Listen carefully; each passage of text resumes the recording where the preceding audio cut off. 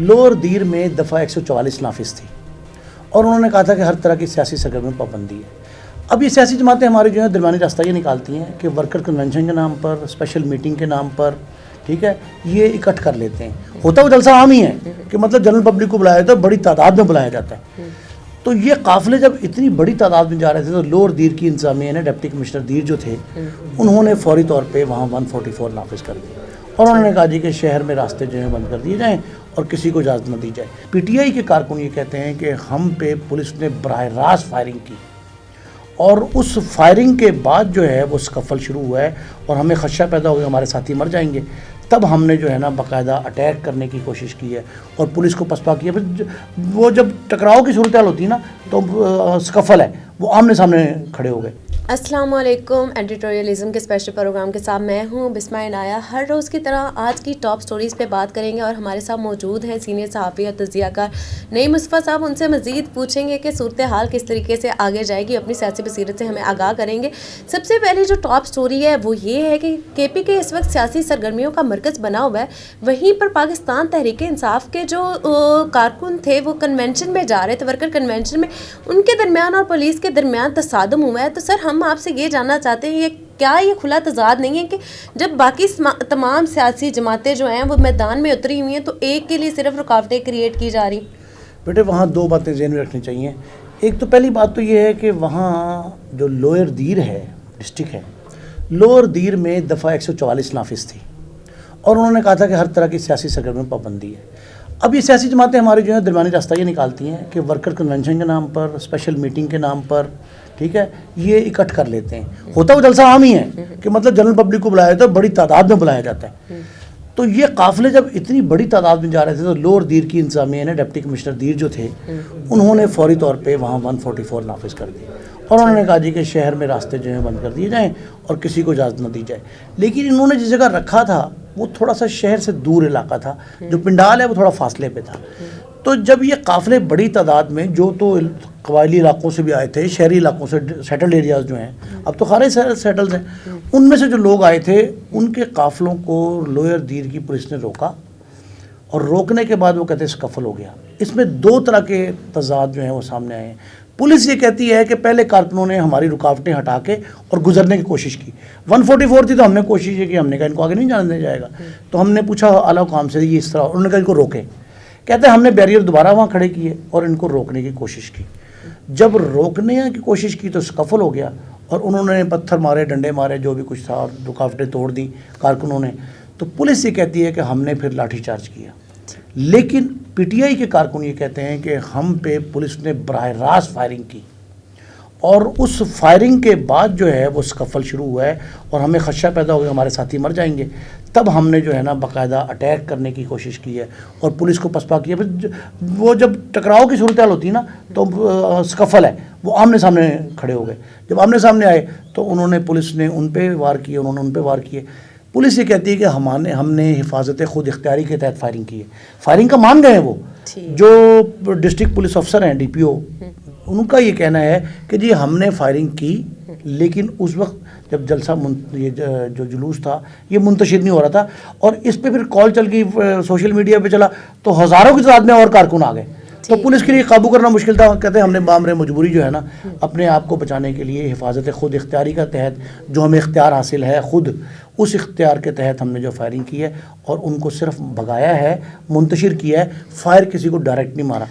لیکن 2 افراد زخمی ہیں، 2 پولیس والے اور 2 ہی شہری، یعنی 4 لوگ جو ہیں اب بھی زخمی ہسپتالوں میں موجود ہیں۔ سر میں آپ سے یہ پوچھنا چاہ رہی ہوں کہ پہلے بھی ایک ان کی کارنر میٹنگ ہوئی تھی، اس میں بھی بہت سارے آگے جا کے مسائل کھڑے ہوئے، ان پہ ڈیٹین کر لیا اور پھر سے یہ ہو رہا ہے۔ یہ سارا اس سے حوصلہ پست نہیں ہوگا کہ پی ٹی آئی آگے اگر سیاسی سرگرمی کرنا چاہے؟ دیکھیں اس میں بھی فرق ہے نا، ابھی سیاسی، دیکھیں الیکشن کمیشن نے اناؤنس کرنا ہے کہ سیاسی گرمی کب شروع ہوگی، ابھی تو فہرستوں کی تکمیل ہو رہی ہے نا، ابھی پہلا مرحلہ ہے فہرستوں کا، فہرستیں تیار ہو رہی ہیں، آویزاں ہو جائیں گی، لیکن پیپلز پارٹی اور نون لیگ تو وہ کر رہے ہیں۔ اچھا وہ کہتے یہ ہیں کہ اس کے لیے باقاعدہ پرمیشن درکار ہے۔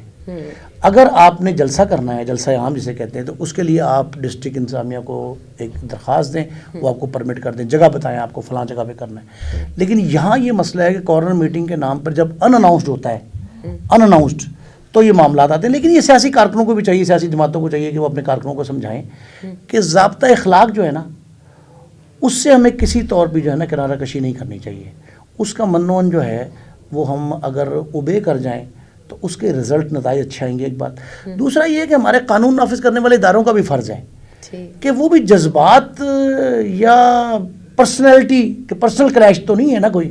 بھائی پولیس جو ہے وہ ہم میں سے پولیس والے ہیں نا, ہمارے بہن بھائی جو ہے نا, ہمارے عزیز و اقارب ہیں, ہمارے محلے دار ہیں, کچھ گلی محلے کے ہیں, وہ پولیس میں ہیں فرض کریں, تو ان کا یہ فرض ہے کہ وہ اپنے مخالفوں کو چلنا شروع کر دیں. تو دو طرفہ عمل ہے, یہ دونوں کو دھیان کرنا چاہیے. ایک بات. دوسری ایک اہم بات اور ہے, اور وہ یہ ہے جو سب سے اہم ہے کہ ہم یہ تاثر قطعاً نہیں پھیلنا چاہیے. الیکشن کمیشن نے خود کہا ہے, پرائم منسٹر نے کئی دفعہ کہا ہے کہ جی وہ کہا جی کہ آپ لیول پلینگ فیلڈ دیں, اور ہر ایک کو یہ چاہیے کہ وہ ان کو یہ استحقاق دیا جائے, ان کو یہ حق دیا جائے کہ وہ اپنی کمپین چلا سکیں, اپنے پسندیدہ امیدوار کی جو انتخابی مہم میں شامل ہو سکیں. پھر اس سے بڑھ کے ایک اور بات جو ہے, اس سے بڑھ کے بات یہ ہے کہ برداشت اور تحمل جو ہے نا, ایک دوسرے کو برداشت کا. دیکھیں سیاست اور جمہوریت کا حسن ہے یہ کہ ہم ایک دوسرے کو برداشت کریں اور ان کو بھی کھیلنے کا موقع دیں. ایک شخص کے آپ ہاتھ پاؤں باندھ دیں, میں کئی بار یہ بات کہہ چکا ہوں, ایک شخص کے آپ ہاتھ پاؤں باندھ دیں اور دوسرے پہلوان کو کھلا چھوڑ دیں تو وہ تو پچھاڑ ہی لے گا نا اس کو. تو پھر یہ معاملہ جو ہے نا, اس پہ ہمیں غور کرنا چاہیے. تحمل, بردباری, برداشت کا مادہ ہو. قانون نافذ کرنے والے ادارے جو ہیں وہ اگریشن سے باز رہیں, ان کو اپنا شہری سمجھے, دشمن نہ سمجھے کارکنوں کو.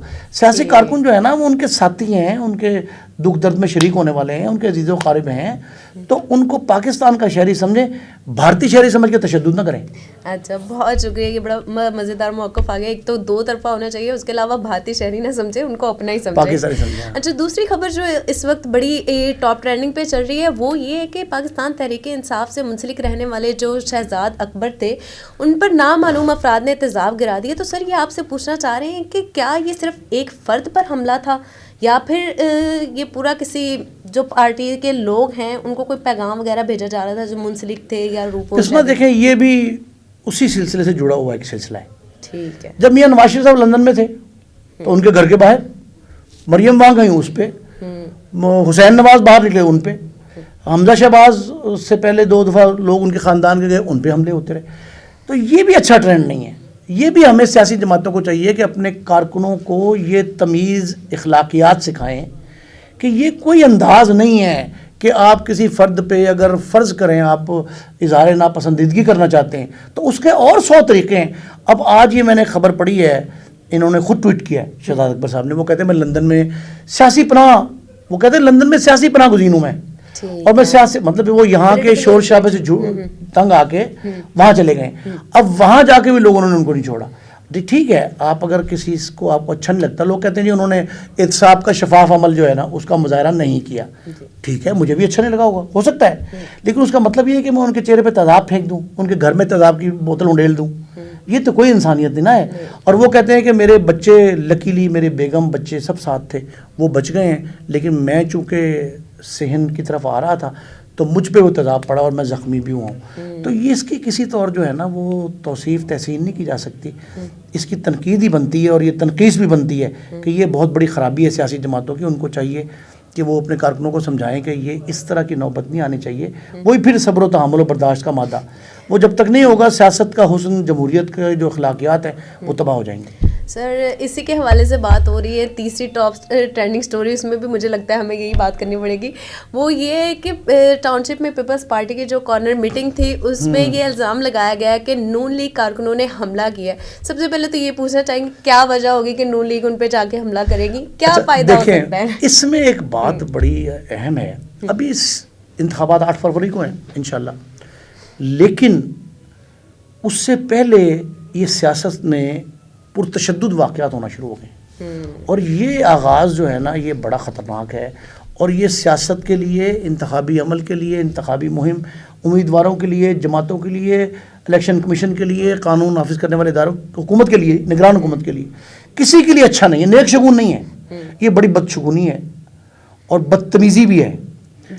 یہ جو فیصل میر صاحب ہیں نا, جو ٹاؤن شپ کے حلقے سے پیپلز پارٹی کے امیدوار ہیں صوبائی اسمبلی کے, وہ پہلے بھی 2 دفعہ امیدوار رہے ہیں.